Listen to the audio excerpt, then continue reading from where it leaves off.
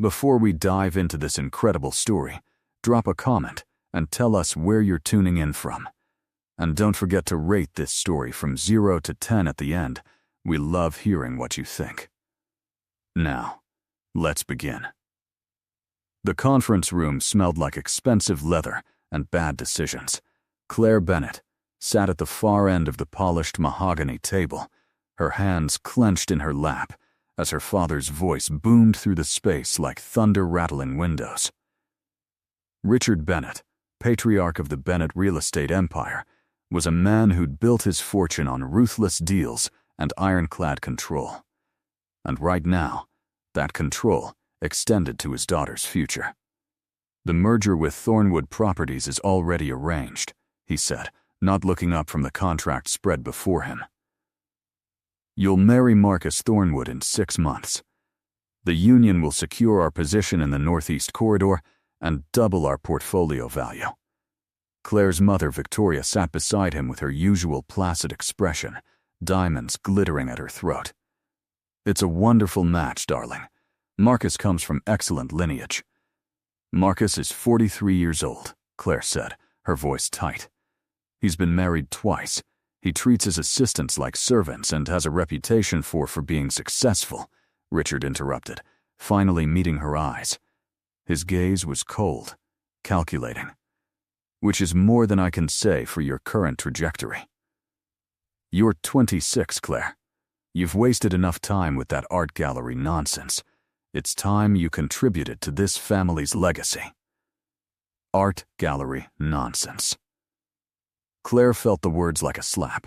She'd spent 3 years building Bennett Arts from the ground up, showcasing emerging artists, creating a space that actually meant something beyond profit margins. But to her father, anything that didn't generate immediate returns was worthless. "I won't marry him," Claire said, surprised by the steadiness in her own voice. "I don't love him. I don't even like him." "Love," Richard scoffed, shuffling his papers. "Love is a fantasy for people who can't afford pragmatism. You'll marry Marcus, you'll produce heirs, and you'll fulfill your duty to this family. That's final." Claire stood abruptly, her chair scraping against the hardwood. "And if I refuse?" Her father's smile was thin, predatory. "Then I'll cut you off entirely. No trust fund, no allowance, no access to family resources. You'll be out of this house by the end of the month. Let's see how long your little art project survives without Bennett money backing it." Victoria placed a manicured hand on Richard's arm. "Darling, perhaps we're being too harsh. She needs to understand reality," Richard said dismissively. Then, to Claire, "You have until Friday to give me your answer. Choose wisely."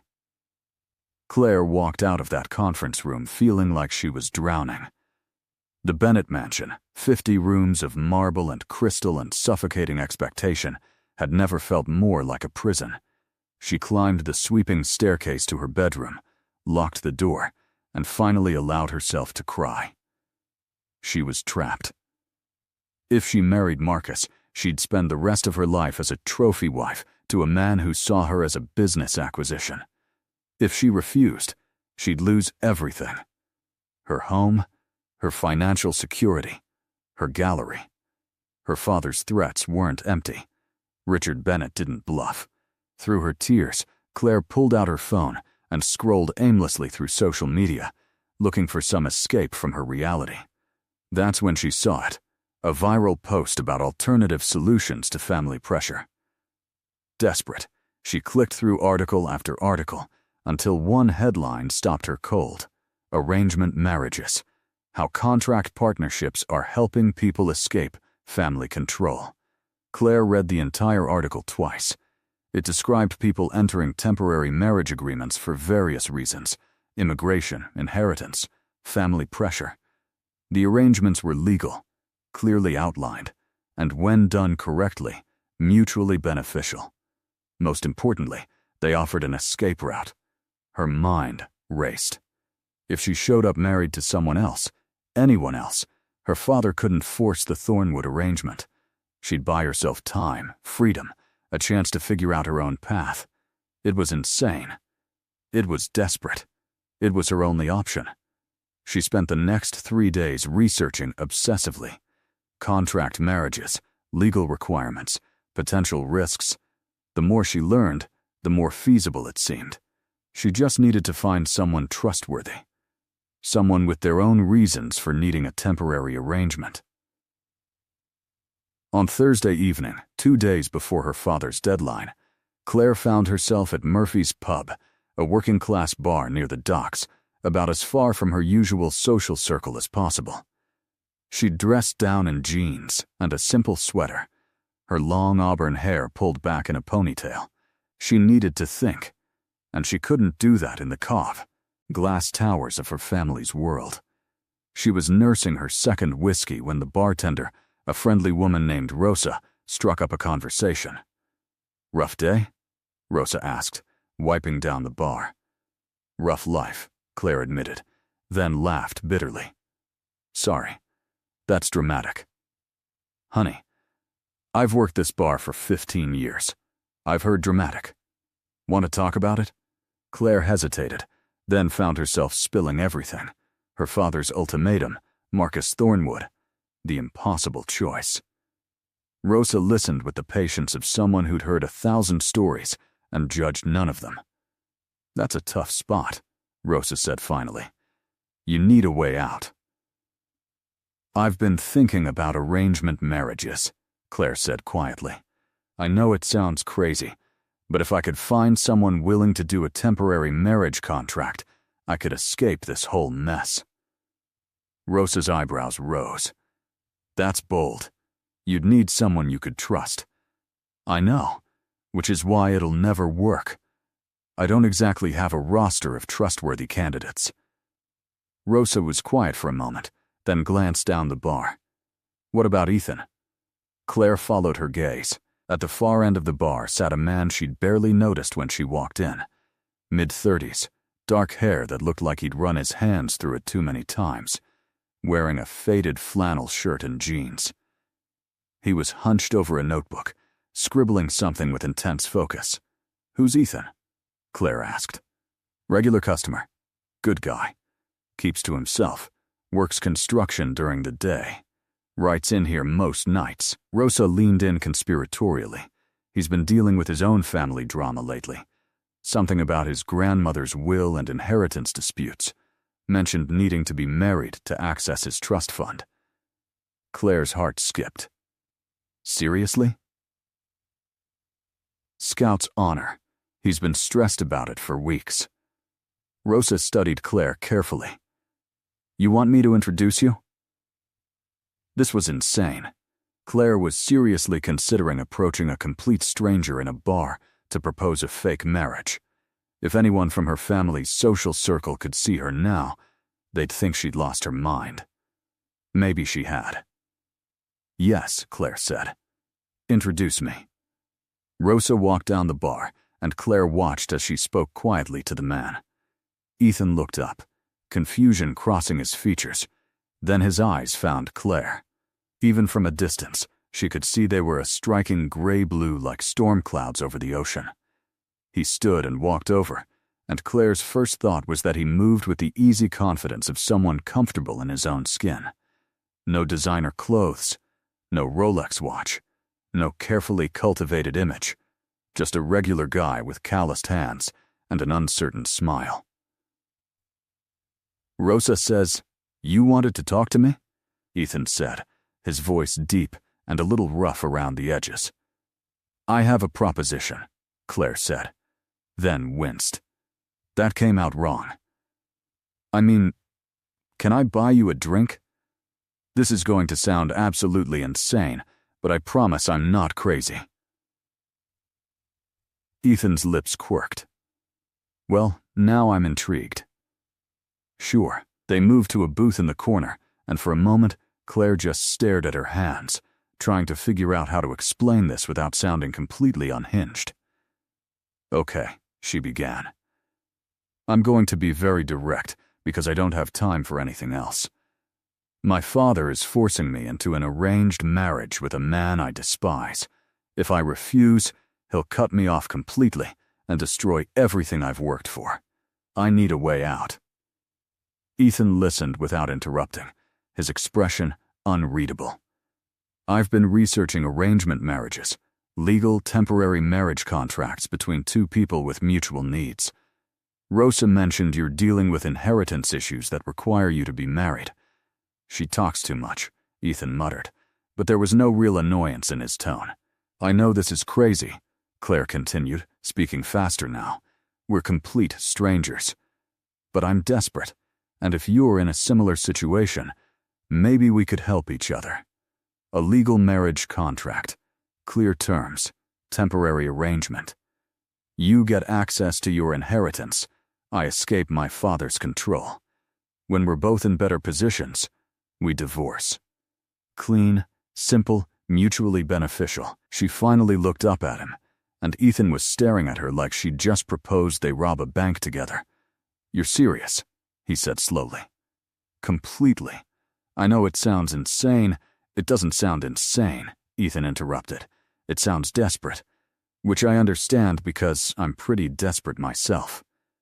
Claire's heart leaped. "So you'll consider it?" Ethan leaned back, studying her carefully. "Tell me about yourself. Real stuff, not sales pitch." Claire took a breath. "My name is Claire Bennett. My family owns Bennett Properties. Real estate empire, old money, all the worst stereotypes you can imagine. I run an art gallery that I actually care about, but my father thinks it's a waste of time. He wants me to marry into another real estate family to expand the business. The man he's chosen is twice my age and has a reputation for being controlling. I'd rather live in a cardboard box than marry him." "And cutting you off?" Ethan asked. "Would destroy me financially. The gallery operates on a thin margin. I have savings, but not enough to sustain it long-term without family backing. I need time to establish independence, to prove I can make it work on my own." Ethan nodded slowly. "Okay, my turn. I'm Ethan Cross. I work construction, but I'm also a writer, unpublished, mostly unsuccessful. My grandmother passed away 6 months ago and left me a trust fund worth about $2 million. Sounds great. Except there's a clause. To access it, I have to be married by my 35th birthday, which is in 3 months. Her way of ensuring I settled down." "Why the clause?" Claire asked. She thought I was too much of a loner. Wanted to make sure I didn't end up alone. Ethan smiled sadly. "She meant well, but it's put me in an impossible position. I don't have a girlfriend, no prospects, and I'm not about to marry someone just for money. But you'd marry a stranger for convenience?" Claire challenged gently. "I'd enter a mutually beneficial arrangement with someone who needs help as much as I do," Ethan corrected. "There's a difference." They sat in silence for a moment, the weight of what they were considering hanging between them. "If we did this," Ethan said carefully, "what would the terms be?" Claire pulled out her phone, where she'd drafted a rough outline of what she'd been thinking. "Marriage lasts 1 year minimum to satisfy both our requirements. We live separately, maintain our own lives. Financial matters kept separate, except where legally necessary. Clear exit strategy at the end with an amicable divorce. No romantic expectations or obligations." Ethan read through her notes, his expression thoughtful. "You've really thought this through." "I've had 3 days of panic-driven research," Claire admitted, "and I'm still not sure this isn't the worst idea I've ever had." "It might be," Ethan agreed, "but I don't have a better option. And honestly, you seem sane enough." "High praise," Claire said dryly. Ethan laughed, and the sound was warm, genuine. "Look, I'm not going to lie and say this isn't weird as hell, but you're right. We both need something, and we can provide it for each other. I'm in. Let's do this." Claire's breath caught. "Seriously? Seriously. But we do this right. Lawyer, proper contract, clear terms. I'm not getting into anything without legal protection for both of us. Agreed. Completely agreed. They shook hands across the table, and Claire felt the calluses on Ethan's palm, the strength in his grip. This was real. She was actually doing this. When do you need to be married by? Ethan asked. My father's deadline is tomorrow. But I figure if I show up already married to someone else, there's nothing he can do about it. Ethan whistled low. That's cutting it close. Can we do it? Legally, I mean? If we go to the courthouse first thing tomorrow and expedite the license, maybe. It'll cost extra. But yeah, it's possible. Claire felt a wild, desperate hope rising in her chest. Okay. Tomorrow morning. 9 a.m.? 9 a.m., Ethan agreed. Then, he extended his hand again. Nice to meet you, future wife. Claire laughed, a slightly hysterical sound. Nice to meet you, future husband. They exchanged phone numbers and made plans to meet at the courthouse. As Claire left the bar and walked back to where her driver waited with the car, she felt like she was floating. She'd just agreed to marry a complete stranger. It was reckless and insane, and possibly the bravest thing she'd ever done. When she climbed into the back seat, her driver, James, glanced at her in the rearview mirror. Good evening, Miss Bennett. Where to? Home, James. I need to pack some things. Because tomorrow, she was getting married and escaping the prison of her family's expectations. And if fate had a sense of humor, she'd just met the man who would help her do it. Tomorrow would change everything. The courthouse was a study in bureaucratic efficiency, harsh fluorescent lights, scuffed linoleum floors, and the smell of old paper and industrial cleaner. Claire stood outside at 8:45 in the morning, clutching a folder of documents and trying not to hyperventilate. She'd barely slept. After returning home the night before, she'd packed 2 suitcases with essentials, emptied her personal safe deposit box of jewelry and important documents, and transferred her accessible savings to a new account her father couldn't touch. At 3 in the morning, she'd sat at her desk and written a letter explaining her decision, which she'd leave for her parents after the ceremony. Now, in the mine, cold morning light, the full weight of what she was about to do pressed down on her. She was marrying a stranger, a man she'd known for exactly 12 hours. Second thoughts? Claire spun around. Ethan stood a few feet away, wearing dark jeans and a button-down shirt that looked freshly pressed. His hair was combed back, and he'd shaved. He looked like he'd made an effort, which somehow made Claire feel a little better. Constant thoughts, Claire admitted. But I'm still here. Me too. Ethan came to stand beside her, looking up at the courthouse. This is surreal. Understatement of the century. They stood in silence for a moment, then Ethan turned to her. Before we go in there, I need to ask, are you absolutely sure about this? Because once we start this process, it's going to be complicated to undo. Claire met his eyes, those storm blue eyes that held surprising kindness. I'm sure, or at least I'm sure that this is better than the alternative. What about you? Same. My grandmother's trust is the only way I can afford to actually pursue writing without working 70-hour weeks. It's my chance at the life I've always wanted. So yeah, I'm in. Okay then. Claire took a deep breath. Let's get married. The process was surprisingly straightforward. They filled out paperwork, paid expedited fees, and provided identification. The clerk who processed their marriage license was a middle-aged woman named Patricia, who looked completely unimpressed by the whole affair. You understand, this is a legally binding contract?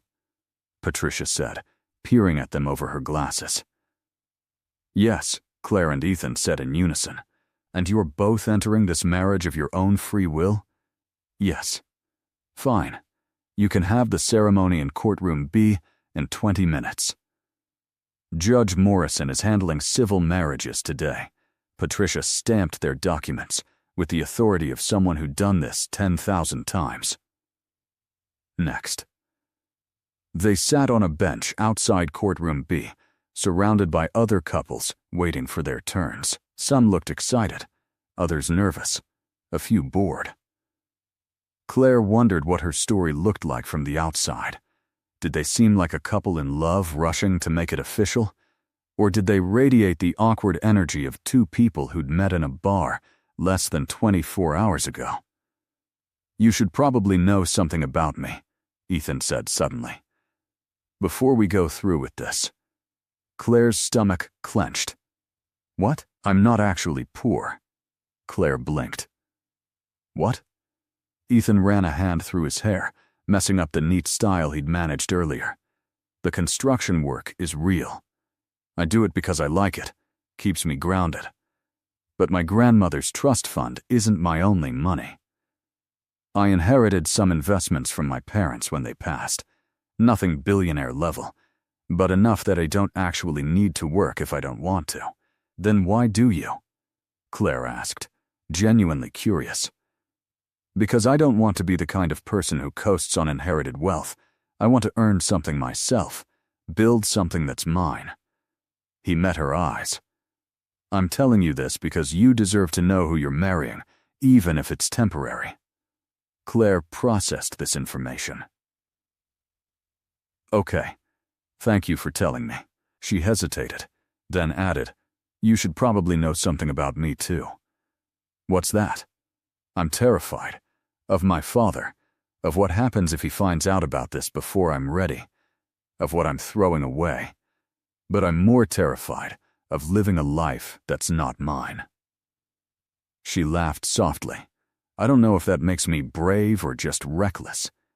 I think it makes you human," Ethan said quietly. A bailiff appeared at the courtroom door. Cross and Bennett? They stood together, and Claire felt Ethan's hand brush against hers.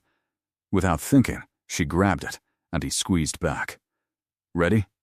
he asked, "as I'll ever be." Judge Morrison was a no-nonsense woman in her 60s who conducted the ceremony with efficient professionalism. The words were standard, simple, legally binding. "Do you take this person?" "I do. I do. By the power vested in me. You may kiss if you wish." Claire and Ethan looked at each other awkwardly. Then Ethan leaned in and pressed a brief, chaste kiss to her cheek. "Congratulations," Judge Morrison said, signing their marriage certificate. "You're now legally married." And just like that, Claire Bennett became Claire Cross. They emerged from the courthouse into morning sunshine, both holding copies of their marriage certificate like they weren't quite sure what to do with them. "So," Ethan said, "what now?" "Now I go home and face my family," Claire said, her stomach twisting. "Want to come with me? You're my husband now. Might as well meet the in-laws." Ethan's expression was a mix of amusement and apprehension. "That's going to be interesting. That's one word for it." They took separate cars, Claire's driven by James, Ethan following behind in a beat-up pickup truck that made James visibly wince when he saw it. As they drove toward the Bennett estate, Claire practiced what she would say. "Hi, Dad. Surprise. I got married." "Dad, meet my husband. We met yesterday." There was no version of this conversation that didn't end in an explosion. The Bennett mansion loomed ahead, all neoclassical columns and perfectly manicured lawns. Claire saw Ethan's eyes widen as they pulled through the gates. "You weren't kidding about old money," he muttered as he parked his truck next to the fleet of luxury cars in the circular drive. "Brace yourself," Claire said. "This is going to be ugly." They found her parents in the morning room, finishing breakfast. Victoria was reading the Times while Richard reviewed contracts, his routine unchanged by the drama of the previous days. They both looked up as Claire entered, Ethan a step behind her. "Claire," Victoria said, her smile automatic. "You're up early. And you've brought a friend?" "Not a friend," Claire said, her voice steadier than she felt. "Mom, Dad, this is Ethan Cross." "My husband." The silence that followed could have shattered glass. Richard set down his coffee cup very slowly, his expression transforming from confusion to fury. "I beg your pardon?" Claire held up the marriage certificate. "We were married this morning at the courthouse. So the arrangement with Marcus Thornwood is off. I'm already married." Victoria made a strangled sound. Richard's face went an alarming shade of red. "You did what?" he roared, standing so abruptly his chair toppled backward. "I got married," Claire repeated, forcing herself to meet her father's eyes. "To someone I chose. Not a business merger, not a family arrangement. My choice." Richard's gaze swung to Ethan, who stood quietly beside Claire, his expression neutral but his jaw tight. "And who the hell are you?" "Ethan Cross," Ethan said evenly. "Construction worker, writer, and as of this morning, your son-in-law." "Construction worker," Richard repeated, his voice dripping with contempt. "My daughter married a common laborer." "Dad," Claire started, but Richard cut her off. "Do you have any idea what you've done? The Thornwood deal was worth $500 million. Marcus was willing to bring his company into partnership with ours, and you threw it away for some nobody you probably met last week." "Yesterday, actually," Claire said, her temper rising to match his. "And I'd rather be married to a nobody who respects me than a man who sees me as a business acquisition." "Respect?" Richard laughed harshly. "You want to talk about respect? You disrespected this entire family with this stunt. I warned you what would happen if you defied me." "I know. You'll cut me off. Do it. I'm prepared." Victoria finally found her voice. "Claire, darling, think about what you're saying. You're throwing away your entire future." "No, Mother. I'm claiming my future. There's a difference." Claire reached for Ethan's hand, drawing strength from the solid presence beside her. "I'm 26 years old. I have a right to choose who I marry, how I live my life. You don't get to decide that for me anymore." Richard's expression hardened into something cold and calculated. "Fine. You want independence? You have it. You're out of this house today. Your trust fund is frozen. Your access to Bennett family resources is revoked. And your precious art gallery? I'm calling the bank this afternoon. Without my backing, you'll default on your lease within the month." Each word was designed to wound, and they hit their mark. Claire felt her knees weaken, but Ethan's hand tightened around hers, anchoring her. "I understand," Claire said quietly. "I'll have my things moved out by tonight." "You're serious about this," Victoria said, her voice strange. "You're actually willing to walk away from everything." "From everything you think matters," Claire corrected. "Yes." Richard pulled out his phone. "I'm calling our lawyers. I want you removed from all family accounts immediately. Do what you need to do," Claire said. Then, she turned to Ethan. "Can we go?" "Yeah," Ethan said softly. "We can go." They walked out of that morning room together through the marble foyer where Claire had played as a child, past the sweeping staircase she'd descended in designer gowns for countless parties. James met them at the door, his usual stoic expression cracked by concern. "Miss Claire, Mrs. Cross." He corrected himself. "Your bags?" "In my room." "Can you help us load them?" "Of course." Within an hour, Claire's entire life was packed into 2 suitcases and 3 boxes. James loaded them into Ethan's truck while Claire took one last walk through the house. She'd lived here her whole life, but it had never really felt like home. Just a beautiful prison, where she played the role of perfect daughter. She wasn't that person anymore. Downstairs, Ethan waited by his truck, giving her space for goodbye. Claire didn't go back inside. She just climbed into the passenger seat of Ethan's pickup, the leather interior worn but clean, smelling faintly of sawdust and coffee. "Where to?" Ethan asked. "I have no idea," Claire admitted, then laughed. "I just walked away from everything I've ever known to marry a stranger, and I don't have a plan beyond this moment." "Well," Ethan said, starting the engine. "I have a 2-bedroom apartment in Riverside. Nothing fancy, but it's clean, and the rent's paid through the end of the year. You can take the 2nd bedroom until you figure things out." Claire looked at him, this man who owed her nothing but was offering her everything he could. "Thank you." "Thank you," Ethan replied. "You just helped me access $2 million. Letting you crash in my spare room is the least I can do." They drove away from the Bennett estate, and Claire didn't look back. She'd just burned down her old life. Now she had to figure out how to build a new one, with a husband she'd known for exactly 1 day.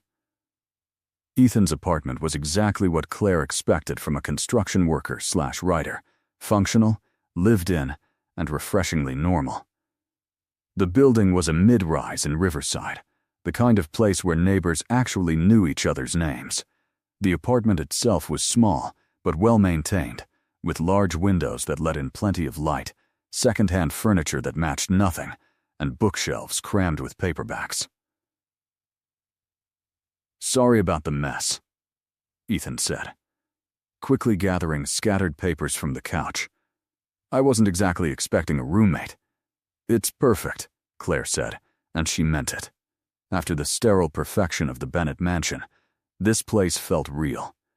The spare bedroom was tiny, just enough space for a full-size bed, a small dresser, and a chair, but it had its own window looking out over the neighborhood. Claire set her suitcases down and sat on the bed, suddenly overwhelmed by everything that had happened in the past 24 hours. A knock at the door.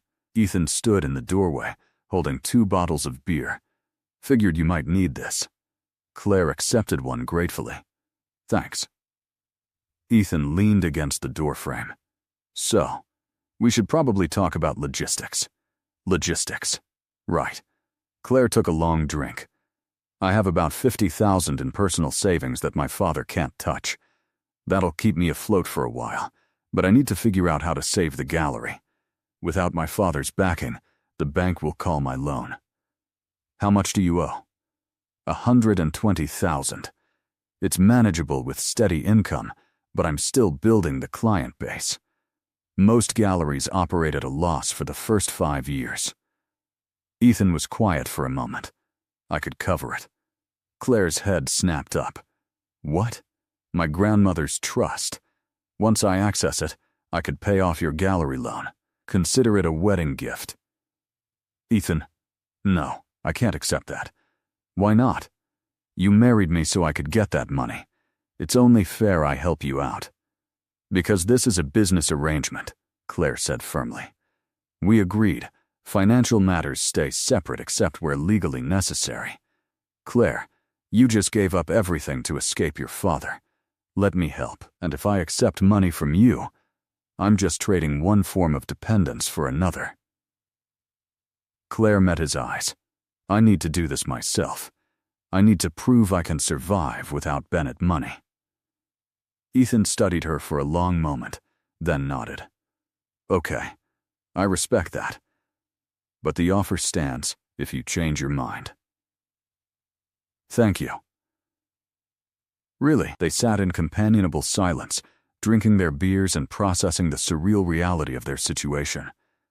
"This is so weird," Claire said finally. "Extremely weird," Ethan agreed. "I woke up yesterday single and now I'm married to a woman whose favorite color I don't even know." "Blue," Claire said. "Ocean blue, specifically. What's yours?" "Gray." "Storm cloud gray. Fitting, considering your eyes." Ethan smiled. "See?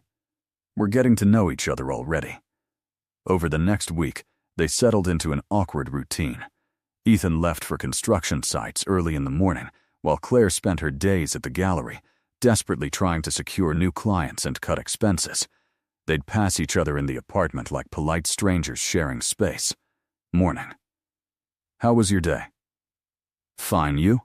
"Good," both carefully maintaining the boundaries they'd agreed upon. But small details emerged. Ethan was religious about his morning coffee and impossibly messy when he cooked. Claire discovered he wrote late into the night, the soft tap of keyboard keys audible through the wall. She learned he took his construction work seriously, coming home with sawdust in his hair and stories about the crew he worked with, guys named Danny and Marcus who treated him like family. Claire, in turn, shared pieces of her world, the gallery opening she was planning for an emerging sculptor, her frustration with elitist art critics, the small victories when a piece sold. One evening, 2 weeks into their arrangement, Ethan came home to find Claire sitting at the kitchen table surrounded by financial statements, her head in her hands. "That bad?" he asked gently. "The bank called. They're moving up my loan payment deadline. I have 6 weeks to come up with $60,000 or they'll foreclose." Claire looked up, and Ethan saw the exhaustion in her eyes. "I don't have it. Even if I liquidate everything, I'm short." Ethan pulled out the chair across from her. "Have you heard from your father?" Radio silence. "He's frozen me out completely." Claire laughed bitterly. "I knew he would, but some stupid part of me hoped that he'd choose you over his pride." "Yeah. For what it's worth, I think you made the right choice. Walking away. Even if I lose everything?" "You didn't lose everything. You gained freedom. That's worth more than money." Claire smiled weakly. "Easy to say when you're about to inherit $2 million. Speaking of which," Ethan said, "I got confirmation today. The trust fund transfers next week. And my offer still stands. I can't accept your money, Ethan. Then let me invest in your gallery. Business investment, not a handout. I give you the capital you need, and in return, I get a percentage of future profits." Claire frowned. "Why would you want to invest in an art gallery?" "Because I believe in supporting people's dreams, and because your gallery matters to you, which means it's worth investing in." Ethan leaned forward. "Look, we entered this arrangement to help each other. Let me actually help." Claire wanted to refuse on principle, but she was drowning, and Ethan was offering a life raft. 30% equity, she said finally. "You invest $60,000, you get 30% ownership of Bennett Arts." 20%, Ethan countered. "I'm not trying to take control of your business." 25. Final offer. Ethan grinned. "Deal. You drive a hard bargain, wife. And don't you forget it, husband." They shook on it, and Claire felt a weight lift from her shoulders. She wasn't compromising her independence, she was accepting partnership. There was a difference. That night, Ethan ordered Chinese takeout, and they ate together at the kitchen table, actually talking beyond their usual polite exchanges. Claire learned that Ethan had been writing since he was 15, that his parents had died in a car accident when he was 20, that his grandmother had raised him afterward and instilled in him the value of hard work. "She sounds amazing," Claire said. She was. Stubborn as hell, but she loved fiercely. "When she got sick, I moved back here to take care of her." Ethan's expression grew distant. The trust fund clause was her way of making sure I didn't isolate myself after she was gone. She worried I'd bury myself in work and forget to actually live. Was she right? Probably. Before you crashed into my life, my entire existence was construction sites, writing rejections, and Murphy's Pub on Thursday nights. And now? Now I'm married to a woman who intimidates me, inspires me, and makes me want to be less of a hermit. Ethan smiled. So yeah, Graham would approve, even if the circumstances are bizarre. Claire felt something warm bloom in her chest, not attraction exactly, but connection, genuine fondness for this unexpected person who'd become her partner in chaos. "My turn for a confession," Claire said. "I don't actually know if I'm any good at running a gallery. My father always said I was wasting my time, that I didn't have business sense. What if he was right?" He wasn't. You don't know that. Yes, I do. Because you walked away from guaranteed wealth to pursue something you believed in. That takes guts and vision. Those are exactly the traits of a successful entrepreneur. Ethan met her eyes. Your father was wrong about you, Claire. And you're going to prove it. No one had ever expressed that kind of faith in her. Not her family, not her friends from the Bennett social circle. No one.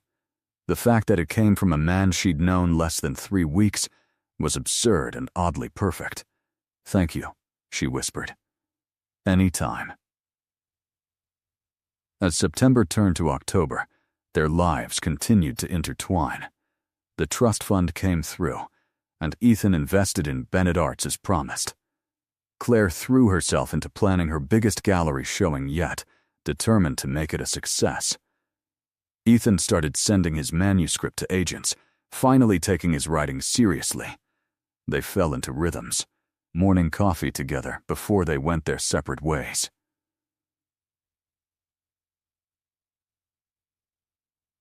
Evening check-ins where they'd share their days. Weekend breakfasts at a diner down the street where the waitress started calling them the newlyweds with a knowing smile. People assumed they were a real couple, and neither bothered to correct them. It was easier to play along than explain their unconventional arrangement. But sometimes, late at night when Claire couldn't sleep, she'd hear Ethan typing in his room and feel a strange sense of comfort knowing he was there. This wasn't what she'd imagined when she'd proposed this arrangement. She'd expected cold practicality, separate lives that occasionally intersected. Instead, she'd found friendship, partnership, something that felt suspiciously like home. It should have been perfect, but Claire couldn't shake the feeling that they were both pretending, not to the world, but to themselves. That the boundaries they'd so carefully constructed were starting to blur, and neither of them knew how to acknowledge it. The first crack in their carefully maintained boundaries appeared on a Thursday in late October. Claire's gallery showing was the next evening, and she'd been running on coffee and adrenaline for 72 straight hours. Ethan found her at 2 a.m, still awake, frantically arranging and rearranging the gallery space. "You're going to collapse," he said from the doorway. Claire jumped, nearly dropping the sculpture she was repositioning. "What are you doing here? You texted me at midnight asking if cobalt blue or navy looked better. I figured you'd spiraled." Ethan held up a paper bag. "I brought reinforcements, coffee and those weird fancy donuts you like." Claire's eyes filled with unexpected tears. "You brought me donuts?" Yes. Are you okay?" "I'm terrified," Claire admitted, sinking onto a bench. "What if nobody comes tomorrow? What if they come and hate everything? What if my father was right and I'm completely delusional about my abilities?" Ethan sat beside her, setting the bag between them. "First, drink this." He handed her coffee. "Second, take a breath. Third, listen to me." Claire obeyed, sipping the coffee and waiting. "You've worked your ass off for 3 months to make this happen. You've secured loans, networked with collectors, supported artists nobody else believed in. That's not delusion. That's vision and determination." Ethan turned to face her fully. "Your father was wrong, Claire.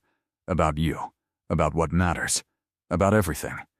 You're building something real here. How can you be so sure? Because I see you. The real you, not the version your family wanted you to be. And that person is capable of incredible things." Claire stared at him, her heart doing something complicated in her chest. In the dim gallery lighting, Ethan's features were soft, his storm blue eyes earnest.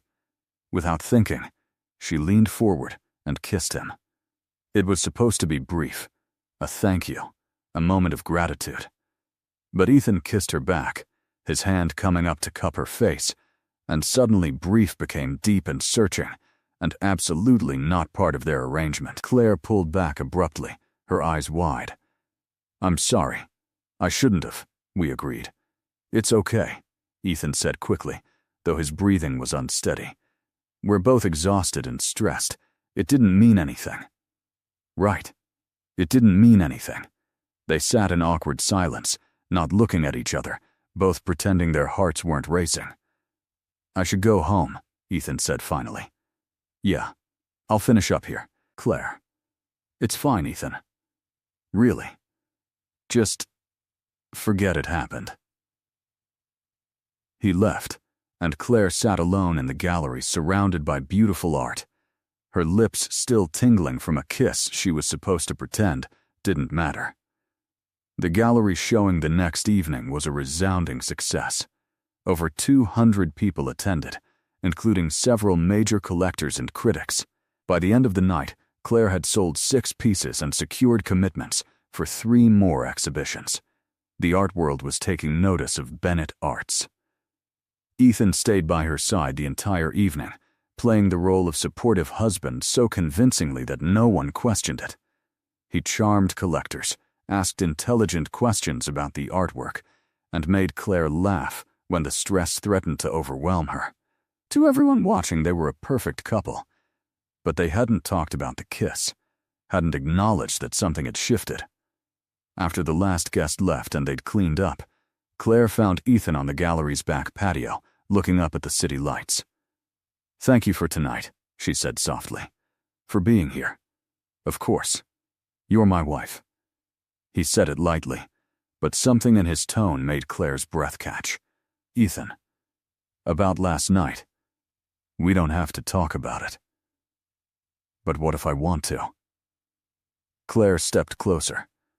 What if it did mean something? Ethan turned to face her, his expression guarded. "Claire, we have an arrangement. Clear boundaries. If we start blurring those lines, it gets complicated. Maybe I want complicated. You don't. You wanted an escape from your family, time to build your independence. That's what this is." "That's what it was," Claire corrected. "But it's been 4 months, Ethan. We're not strangers anymore. We're friends. And maybe we could be more?" Ethan's jaw tightened. "And when the year is up and we get divorced like we planned, what happens then?" Claire hadn't thought that far ahead.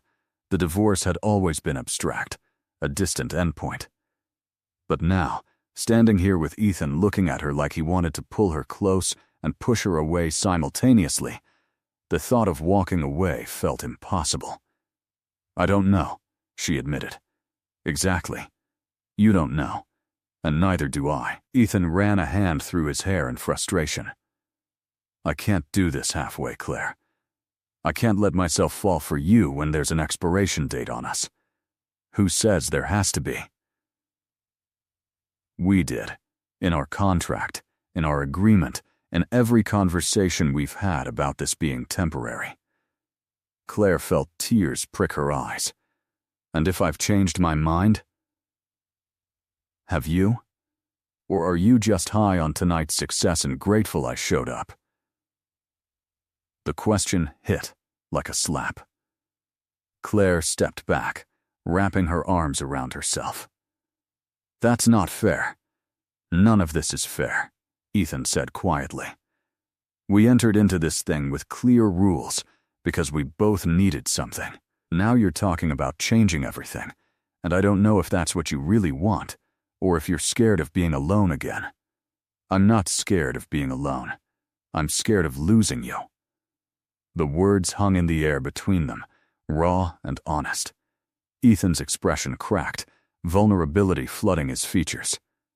"Claire, I know we started this as an arrangement, but somewhere along the way, you became the best part of my day. Coming home to you, sharing coffee in the morning, hearing about your writing, it all matters to me. You matter to me. You matter to me too," Ethan said, his voice rough. "That's the problem. Because in 8 months we're supposed to walk away from each other, and I don't know if I can do that." "Then don't. Let's renegotiate." "To what? We stay married for real? Why not?" "Because marriage isn't just a piece of paper and shared rent, Claire. It's commitment, vulnerability, building a life together. Are you ready for that? Because I don't think you know what you want yet." Claire wanted to argue, but doubt crept in. Was Ethan right? Was she confusing gratitude and proximity for actual feelings?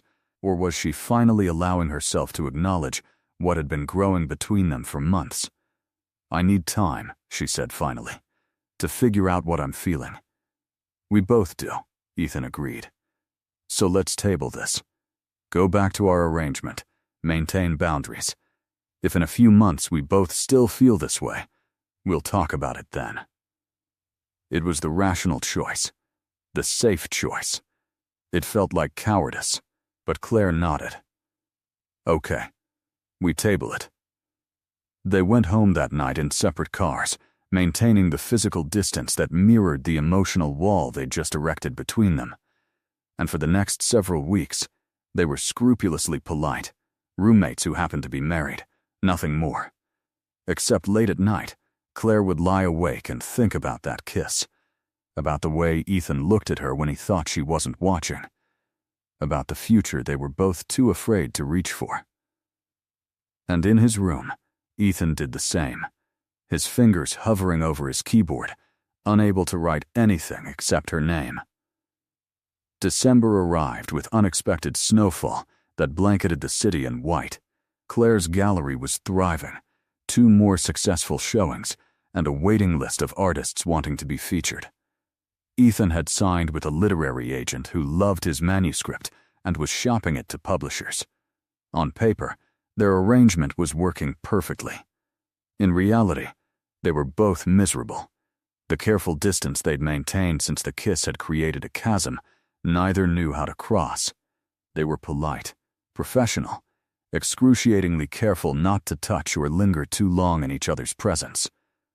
The easy friendship they'd built had been replaced by stilted conversations and avoided eye contact. "This is ridiculous," Claire's best friend Natasha said over lunch. Claire had finally confided in her about the arrangement marriage and the subsequent complications. "You're in love with him. I'm not. We're not. It's complicated," Claire stammered. "It's only complicated because you're both being idiots." Natasha pointed her fork at Claire for emphasis. "You married this man. You live with him. You care about him. At what point does the arrangement become a real relationship? When we both stop being terrified of getting hurt," Claire admitted quietly. "So talk to him. Life's too short to waste on fear." But that evening, when Claire came home ready to finally have that conversation, she found the apartment empty, except for a note on the kitchen counter. "Gone to Murphy's. Need to think." Claire stared at the note, her stomach sinking. Murphy's pub was where they'd met, where this entire strange journey had started. Was Ethan regretting everything, planning his escape from their arrangement? She grabbed her coat and headed out into the snowy night. Murphy's was warm and crowded when Claire pushed through the door. She spotted Ethan immediately, sitting at the same bar stool where she'd first seen him, nursing a whiskey and talking to Rosa. Rosa saw Claire first and smiled knowingly. "Well, well. Look who's here." Ethan turned, surprise flickering across his face. "Claire? What are you? We need to talk," Claire said firmly. "Now." They moved to the same corner booth where they'd hammered out their arrangement 7 months ago. The irony wasn't lost on either of them. "I can't do this anymore," Claire said without preamble. Ethan's face went pale. "You want out of the arrangement?" "No. I can't keep pretending I don't have feelings for you." Ethan stared at her. "Claire, I know we agreed to maintain boundaries. I know we said this was temporary. But somewhere between burning bridges with my family and building a life I actually want, I fell for you." Claire's hands trembled, but her voice stayed steady. "I fell for the way you make terrible coffee and leave books everywhere. I fell for your terrible jokes and your determination to help people even when it's inconvenient. I fell for you, Ethan Cross, and I don't know how to stop." Ethan was silent for so long Claire thought she might actually die from the suspense. Then he laughed, a short, disbelieving sound. "You think you're the only one?" he said. "Claire, I've been in love with you since that night you showed up at Murphy's looking terrified and determined and absolutely insane. I tried to keep my distance. I tried to stick to the arrangement. But I wake up every morning wanting to kiss you, and I go to bed every night wishing you were beside me, and I can't write anything that isn't about you. Claire's breath caught. You love me? Completely. Hopelessly. Which is why I've been such a coward about this whole thing. Ethan reached across the table, taking her hands. I was terrified that if I admitted how I felt, you'd realize you'd only needed me as an escape plan. That once you were stable and successful, you wouldn't actually want me. That's the stupidest thing I've ever heard, Claire said, tears streaming down her face. You're the best thing that's ever happened to me. Even though I'm a construction worker who writes unpublished novels, especially because you're a construction worker who writes. Because you're real, Ethan.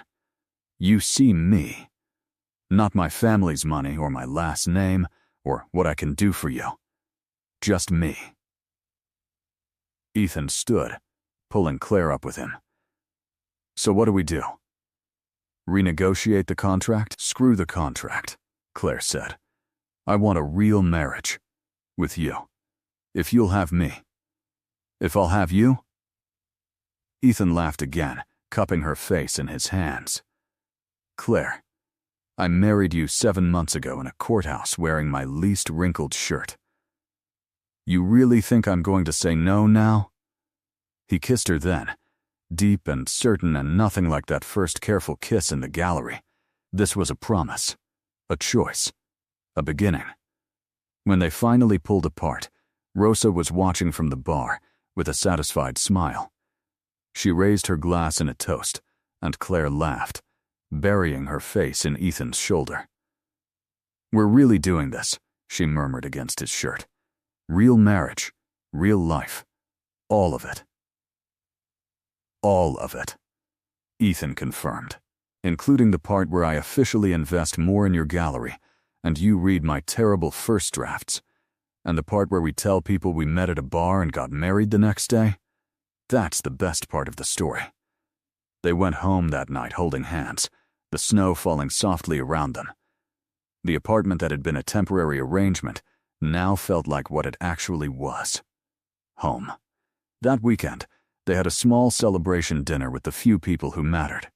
Natasha, who claimed credit for Claire's romantic epiphany. Rosa from Murphy's, who'd introduced them in the first place.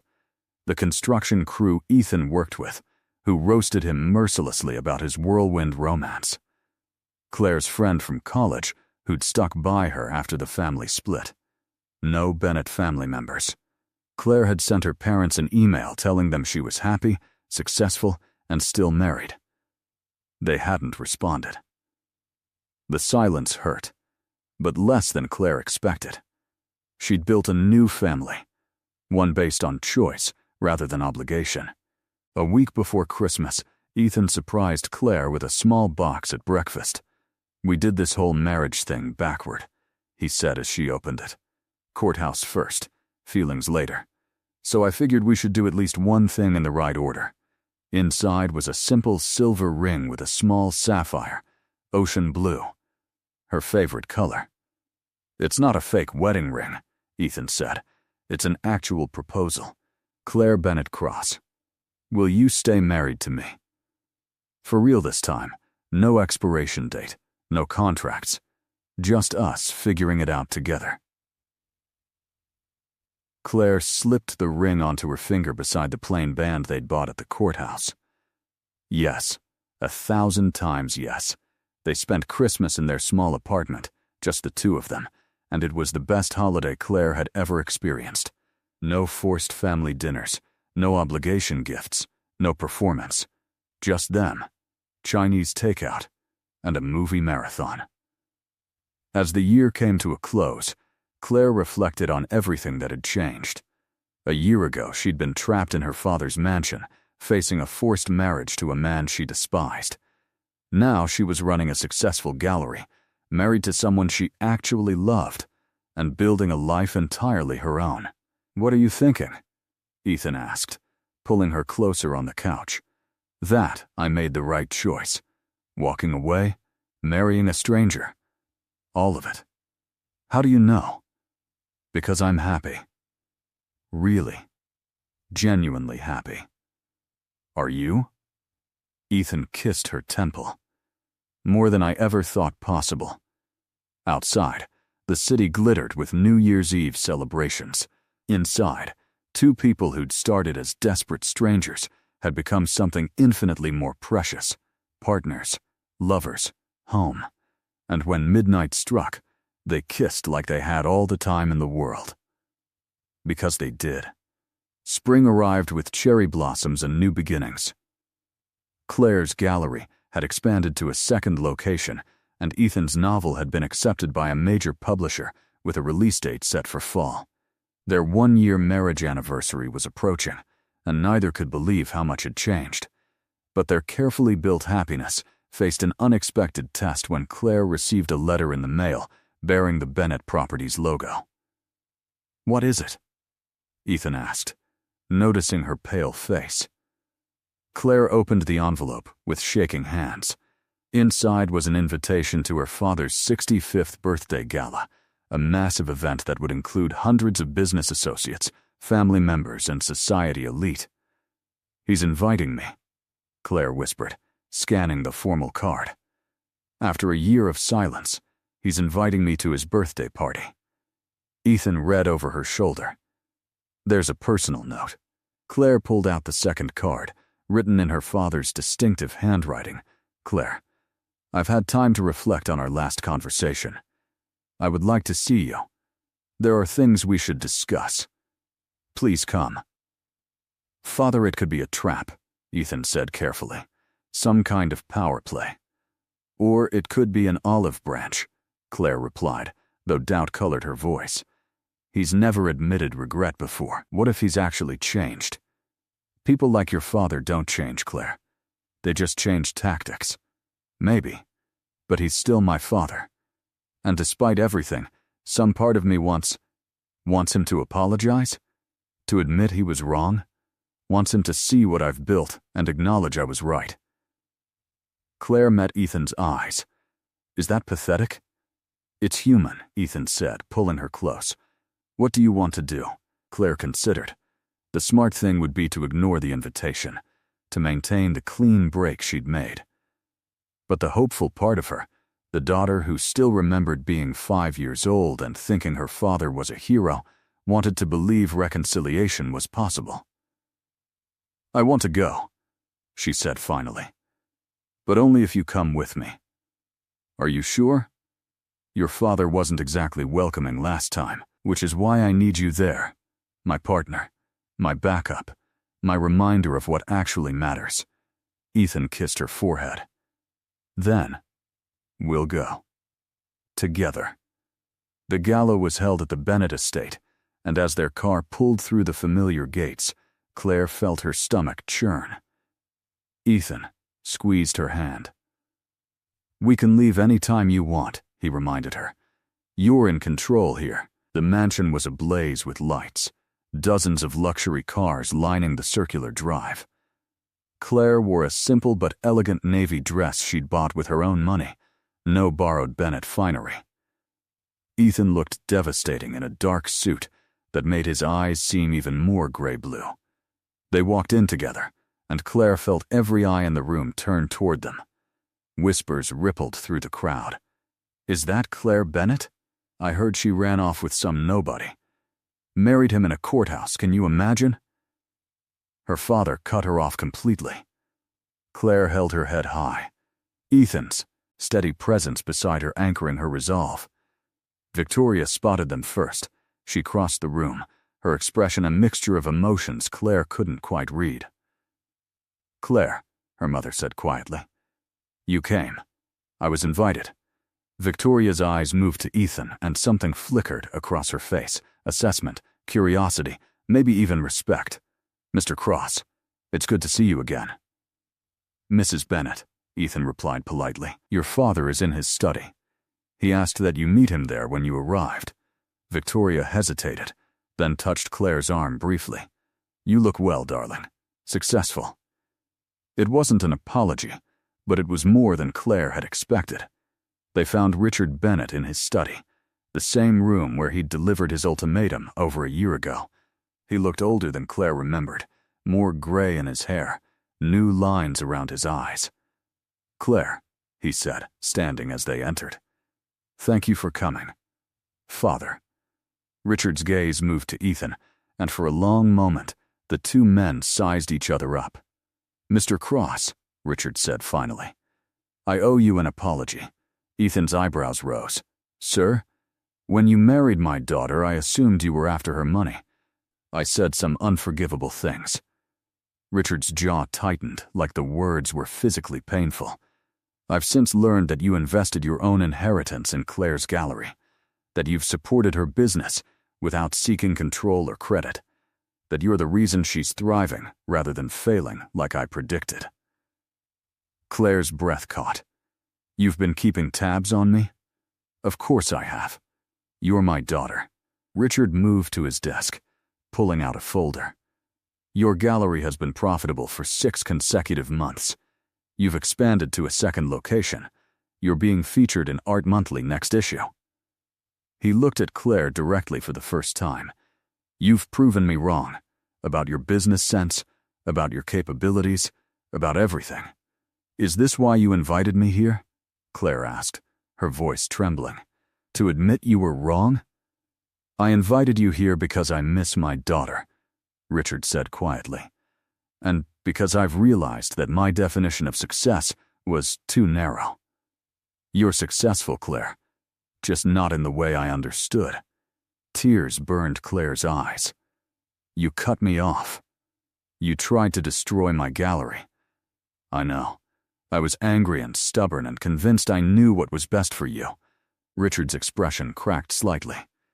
"I've spent the past year watching you build a life without me, and I've come to understand that you didn't need my money or my connections.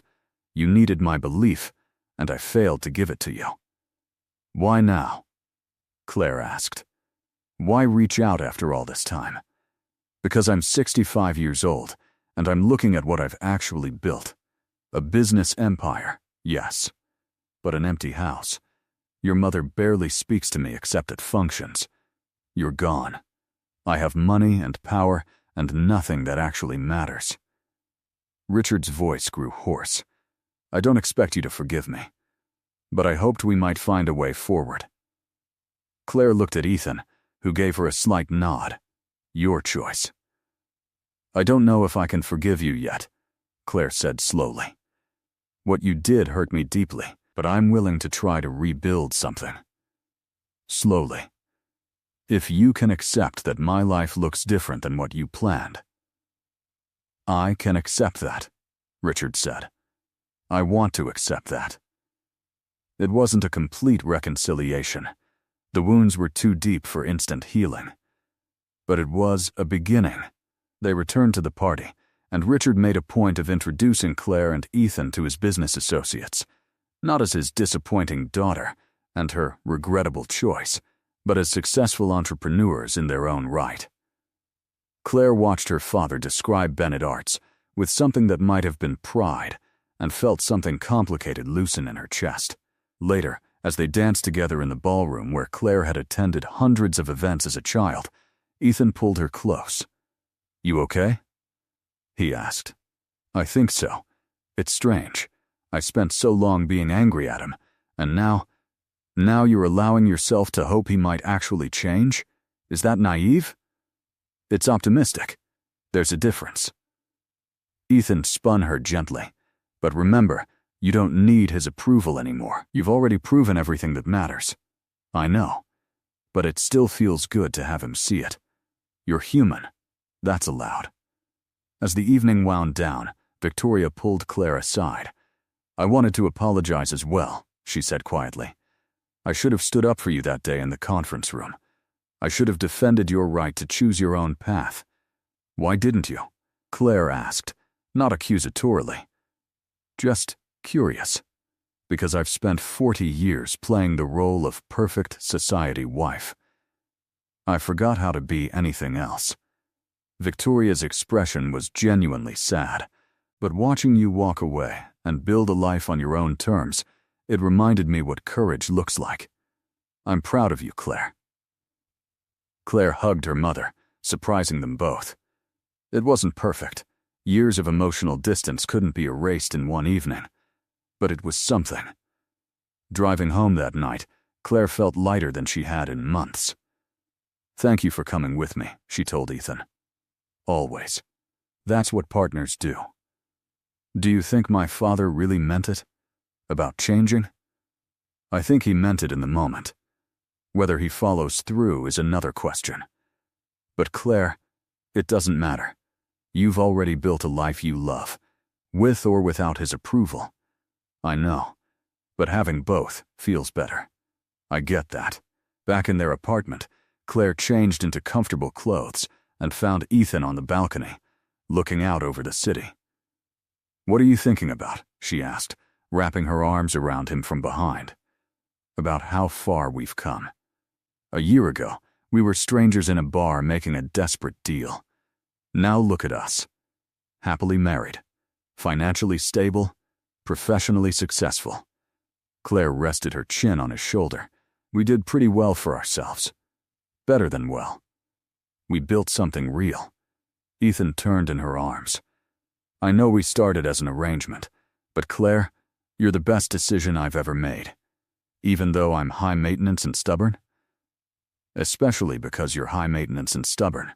They stood together on that balcony, the city lights glittering below, and Claire felt profoundly grateful for the moment of desperation that had brought them together. Sometimes the best things in life came from the most unexpected places. 2 years later, Claire stood in the new flagship location of Bennett Arts, a 3-story gallery space in the heart of the city's art district. The grand opening had been a triumph. Critics, collectors, and artists mingling in the bright, airy space she'd designed herself. But her favorite moment had been watching Ethan's reaction when he'd first seen his novel displayed in the gallery's bookshop corner, right beside art books and exhibition catalogs. "You're selling my book in your gallery," he'd said, touching the cover with reverent fingers. "It's a story about an artist finding his voice while falling in love with a woman who teaches him what matters," Claire had replied. "It belongs here." Now, as the opening wound down, Claire found Ethan talking with Richard Bennett, a sight that would have been unthinkable 2 years ago. Their relationship had slowly, carefully rebuilt into something new. Richard had even invested in the new gallery space as a silent partner who trusted Claire's vision completely. Victoria approached, smiling. "Darling, this is spectacular. You should be very proud." "I am," Claire said honestly. "It's everything I dreamed of. And more, I suspect." Victoria's gaze moved to Ethan. "He's good for you. I'm glad you didn't listen to your father and me back then. Me too, Mom. They'd never be the perfect family. Too much damage had been done for that. But they'd found a way forward. Awkward holiday dinners, occasional gallery visits, phone calls that were sometimes stilted, but always genuine. It was enough." That night, back in the house they'd bought together 6 months ago, a cozy place with a garden and space for Ethan's writing office and Claire's studio, they collapsed on the couch in exhausted contentment. "Success is exhausting," Claire declared. "But worth it," Ethan replied, pulling her close. "Definitely worth it." Claire tilted her head to look at him. "Thank you. For everything. For taking a chance on a desperate woman in a bar with an insane proposal. Best insane proposal I've ever accepted," Ethan said, kissing her temple. "Though I have a proposal of my own." Claire sat up slightly. "What kind of proposal?" Ethan's expression grew soft, vulnerable in that way that still made Claire's heart flip. "I know we're already married. We've been married for over 2 years. But we did it backward. Legality first. Feelings later. So I was thinking." He pulled a small box from his pocket, and Claire's breath caught. "We should do it right this time. Actually plan a wedding, invite the people who matter, celebrate not just the legal contract but what we've built together. He opened the box to reveal a delicate ring with interwoven silver and gold bands. Claire Bennett Cross, will you marry me again? With all our friends watching, with vows we actually write, with the full celebration we skipped the first time? Tears streamed down Claire's face. You want to have a real wedding? I want to stand in front of everyone we love and promise you forever. Not because we need the legal protection, but because I want the world to know you're mine and I'm yours. Yes, Claire laughed through her tears. Yes, you ridiculous romantic. Yes. He slipped the ring onto her finger, and they kissed with the certainty of two people who'd started as strangers and become each other's home. 3 months later, they stood in a small garden venue surrounded by 50 of their favorite people. Rosa from Murphy's Pub served as Claire's maid of honor. Ethan's construction crew formed his groomsmen. Richard and Victoria sat in the front row beside Natasha and Ethan's literary agent, and all the people who'd supported their unconventional journey. Claire wore a simple white dress she'd chosen herself. Ethan wore a suit that actually fit properly. And when they exchanged vows they'd written, promises about partnership and respect and choosing each other every single day, there wasn't a dry eye in the garden. I promise to never refuse your tips, Claire said, referencing their inside joke, and Ethan laughed. I promise to always order too much takeout, he replied, and to see you exactly as you are. Brilliant, stubborn, and absolutely perfect. When the officiant pronounced them married, they kissed to thunderous applause, and Claire felt the circle complete.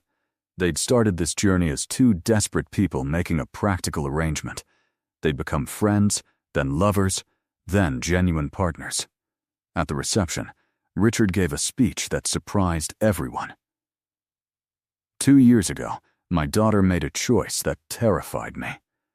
She walked away from everything I thought mattered to marry a man I didn't approve of. I said terrible things. I tried to control her future. His voice grew thick with emotion. I was wrong. Claire, you taught me that real success isn't measured in profit margins or property portfolios. It's measured in courage, integrity, and the willingness to risk everything for what you believe in. You have more of those qualities than anyone I know. I'm proud to be your father. Claire cried. Victoria cried. Even Ethan had to wipe his eyes. Later, dancing together under strings of lights as stars appeared overhead, Claire rested her head on Ethan's shoulder. We did it, she murmured. We actually made this work. Did you ever doubt we would? Every single day for the first 6 months, Claire admitted, laughing. Then less. Then, not at all. When did you know, Ethan asked, that this was real? That night in Murphy's when you told me you loved me. What about you?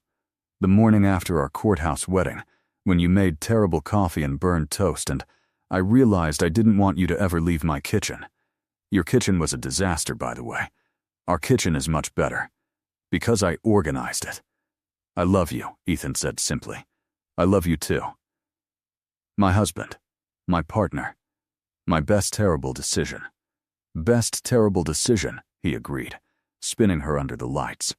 And as they danced, surrounded by love and acceptance in the life they'd built together, Claire reflected on the strange, beautiful path that had brought them here. She'd walked into a bar desperate and alone, proposing a fake marriage to a stranger. She was leaving with a real partner, genuine love, and the certainty that sometimes the best things in life came from the riskiest leaps of faith. She'd married a stranger to escape her family. That stranger had become her home. And that was the best plot twist of all. The end. If you enjoyed this story, rate it from 0 to 10 in the comments below. And don't forget to check out more heartwarming tales.